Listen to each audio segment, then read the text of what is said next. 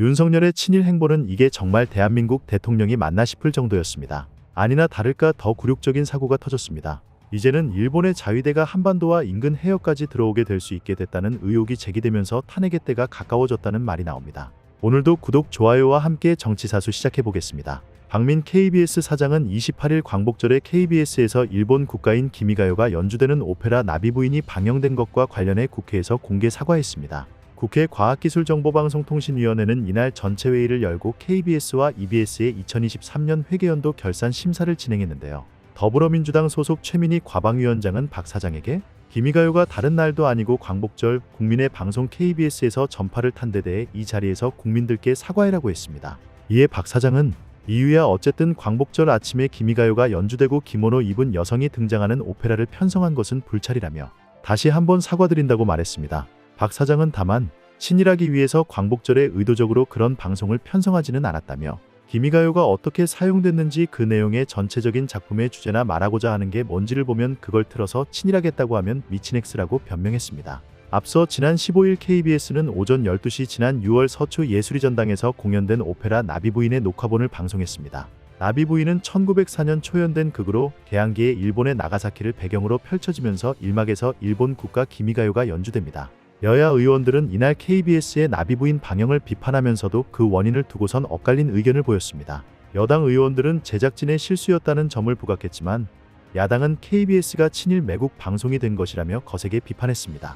국민의힘 신성범 의원은 박 사장에게 공영방송이 편성에 소홀했다는 부분을 인정하고 재발 방지 대책을 마련해야 한다면서도 노래를 한국인 단원이 한 것이고 길어봐야 9초, 6초였는데 친일 방송이라고 일방적으로 밀어붙이기에는 억울해 보인다고 또 방탄했습니다. 같은 당 최수진 의원은 2014년 JTBC, 2015년 MBC도 기미가요를 방송해 방송통신심의위원회 경고 처분을 받은 바 있다며 앞으로 공영방송에서 이 같은 사고가 재발하지 않도록 특히 조심하라고 말했습니다. 더불어민주당 황정아 의원은 기모노를 입은 여자가 KBS 공영방송에 나온 그 사실 하나만으로 전 국민이 분노하고 있다며 국민의 방송 KBS가 땡윤 방송도 모자라 매국 방송, 독재 미화 방송으로 전락했다고 비판했습니다. 한민수 민주당 의원은 KBS가 광복절에 이승만 전 대통령을 다룬 다큐멘터리 영화 기적의 시작을 방송한 것도 독재 미화에 해당한다며 영화에선 이 전 대통령 하야를 위대한 결단이라고 표현하는데 그러면 4.19 혁명으로 유명을 달리한 분들은 어떻게 되느냐고 지적했습니다.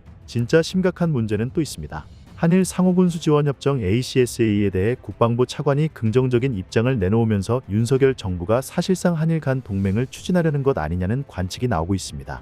27일 국회 국방위원회 전체회의에 출석한 김선호 국방부 차관은 이명박 정부 시절부터 추진되어온 ACSA 체결에 동의하느냐는 조국혁신당 조국 의원의 질문에 현재 한미일 군사협력과 유사시 대북 억제력을 확고하게 하고 대비태세를 강화하는 차원에서 필요한 조치라고 답했습니다. ACSA 체결에 대해 정부 당국자가 공식 자리에서 긍정적 입장을 표명한 것은 이번이 처음입니다. 그런데 김 차관은 오후 회의에서 갑자기 말을 바꿨습니다. 그는 ACSA 체결과 관련한 더불어민주당 김병주 의원 질의에 정부 차원에서 동의하지 않고 검토하지 않고 있다고 답했습니다. 이어 김태효 국가안보실 1차장과 해당 사안을 논의했냐는 질문에 김 차관은 전혀 없었다. 앞으로도 없는 것이 국방부 입장이라고 말했습니다. 김 차관이 말을 바꿨지만 이것만으로도 정부가 ACSA 체결에 대해 찬성하고 있다는 걸 보여주는 겁니다.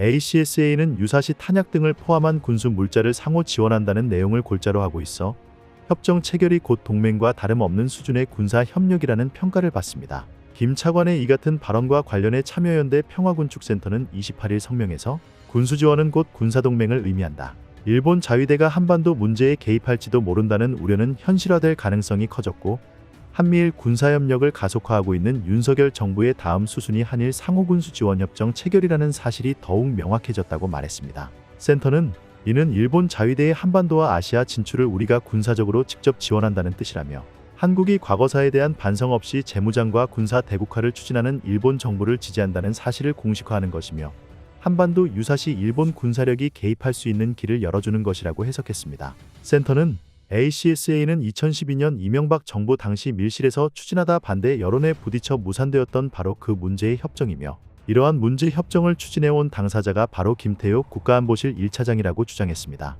센터는 김태효 1차장은 이명박 정부 당시 밀실 협상을 주도해 온 당사자이며 그동안 자위대의 유사시 한반도 진출과 교정권 부여의 정당성을 주장해 온 위험천만한 인물이라며 최근 언론 인터뷰에서는 광복절 경축사에 일본 과거사가 빠진 것에 대해 중요한 건 일본의 마음이라는 망언을 하기도 했다.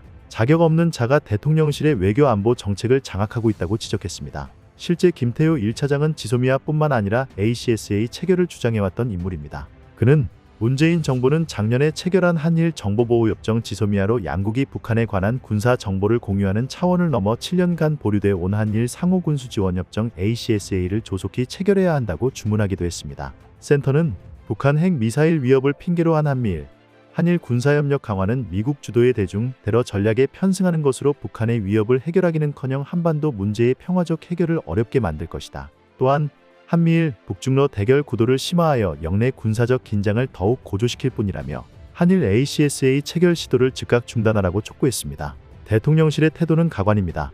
국가보훈부의 내년도 예산안에서 광복회 예산이 줄어든 것으로 나타났습니다. 그런데 줄어든 부분이 공교롭게도 뉴라이트 역사관 비판의 중심에 있는 광복회 학술원과 관련된 예산인데요.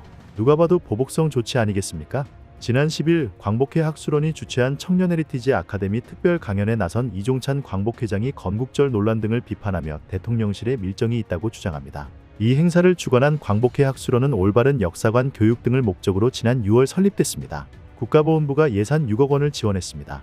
그런데 뉴라이트 인사들을 잇따라 정부 부처와 역사기관 책임자로 임명하는 정부에 대한 비판이 이후 광복회 학술원을 중심으로 이어졌습니다.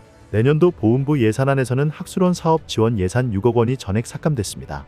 광복회는 내년 예산으로 10억 원을 요청했는데 아무 말도 없이 전액 삭감됐다고 밝혔습니다. 야당은 광복회에 대한 보복성 예산 삭감이 아니냐고 지적했습니다. 더불어민주당 김남근 의원은 최근에 광복회 회장이 광복회 행사와 관련해서 정부 행사에 참가하지 않았다. 이런 것들에 대한 보복적 차원에서 예산을 6억 원이나 삭감한 것으로 보인다고 지적했습니다.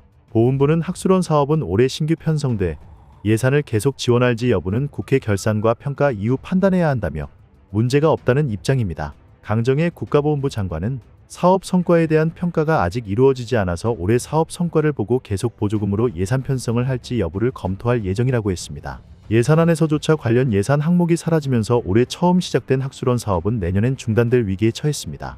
보훈부는 광복회에 대해 대통령 퇴진 발언이 정치적 중립 의무를 어겼는지에 대한 감사 여부도 검토하고 있다고 다시 한번 밝혔습니다. 뉴라이트와 관계없다고 하더니 정작 뉴라이트를 비판한 단체에 압력을 가하고 있는 겁니다. 이에 더불어민주당은 일제 침략과 식민지 지배를 두둔하거나 친일 반민족 행위를 미화하고 정당화한 사람을 공직에 임명되지 못하게 하는 내용의 헌법 부정 및 역사 왜곡 행위자 공직임용 금지 등에 관한 특별법을 28일 당론으로 발의했습니다. 윤석열이 지금 얼마나 여유가 없는지 알 수 있는 겁니다. 뭔가 하나 비판이 나올 때마다 대통령실이 직접 나서서 공개적으로 압력을 가하고 있습니다. 오늘 내용은 여기까지입니다. 유익하셨다면 구독과 좋아요 한 번씩 부탁드립니다. 대한민국이 바로 서는 그날까지 정치사수가 함께하겠습니다. 감사합니다.